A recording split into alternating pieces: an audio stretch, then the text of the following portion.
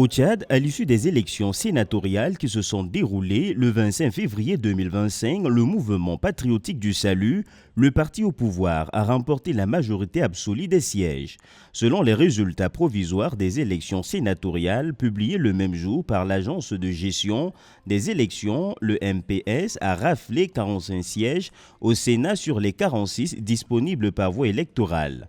Après la confirmation de ces résultats sénatoriaux, le Tchad tourne définitivement la page de la transition qui a duré plus de 3 ans. À la suite du vote qui s'est déroulé dans les 23 chefs-lieux de province ce jour, dans les conditions prévues par le Code électoral, j'ai le plaisir de vous annoncer que 46 candidats sont provisoirement déclarés élus sénateurs à raison de 2 par province. Je voudrais vous remercier pour votre appui et votre accompagnement sans faille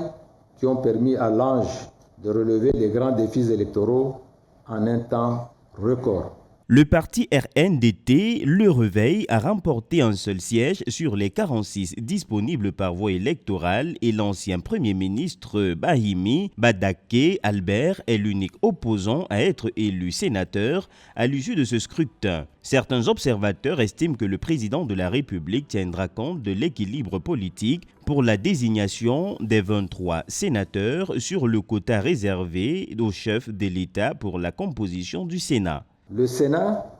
est l'une des plus importantes institutions de la République. Il forme en effet avec l'Assemblée nationale le Parlement qui a un rôle majeur à jouer en matière de renforcement de la démocratie et de l'état de droit par le vote de la loi, le contrôle de l'action gouvernementale et l'évaluation des politiques publiques qui sont ses principales missions. Pour rappel, avec le déroulement des élections sénatoriales qui sont les premières dans l'histoire du pays, le Tchad tourne définitivement la page de la transition qui a duré plus de 3 ans après le décès tragique de l'ancien président de la République, le maréchal du Tchad Idriss Déby Itno.